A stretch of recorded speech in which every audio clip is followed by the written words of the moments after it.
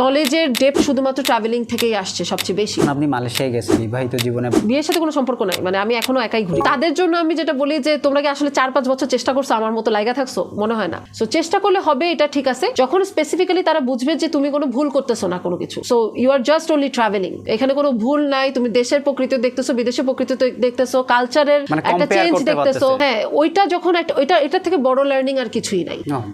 সত্যি এটা থেকে অনেক মানে আমার অনেক কিছু আমি দেখছি যে নলেজের ডেপথ শুধুমাত্র ট্রাভেলিং থেকেই আসছে সবচেয়ে বেশি। বই তো থাকেই, কিন্তু প্র্যাকটিক্যাল এক্সপিরিয়েন্সটা খুব বেশি দরকার। আম্মুকে তারপরে আস্তে আস্তে বোঝানো হয়েছে। আর স্পেসিফিক্যালি যখন দেখা গেছে যে এই নিউজে সে দেখতেছে, অমুক জায়গায় দেখতেছে, অমুক মানুষের কাছে শুনতেছে এবং পজিটিভলি শুনতেছে, তখন তার কাছে মনে হচ্ছে ও আচ্ছা আমার মেয়ে তো তাহলে খারাপ কাজ করতেছে না, ইটস ওকে। এখন তার একটাই ডিমান্ড, সেটা হচ্ছে আমি যদি কোথাও যাই তাকে একটু জানায় যাওয়া, বাট আদার দ্যান দ্যাট সে এখন কমপ্লিটলি ওকে। জীবনে প্রথম যেই দিন আপনি অন্য আমাদের দেশ থেকে অন্য একটা দেশে গিয়েছিলেন, সেটা অবশ্যই ইন্ডিয়া, সেই অভিজ্ঞতাটা একটু শুনুন। ইন্ডিয়া ছিল কি এটা? না, আমার প্রথম দেশ বাংলাদেশের বাইরে ছিল মালয়েশিয়াতে। মালয়েশিয়ার কাহিনীটা শুনুন।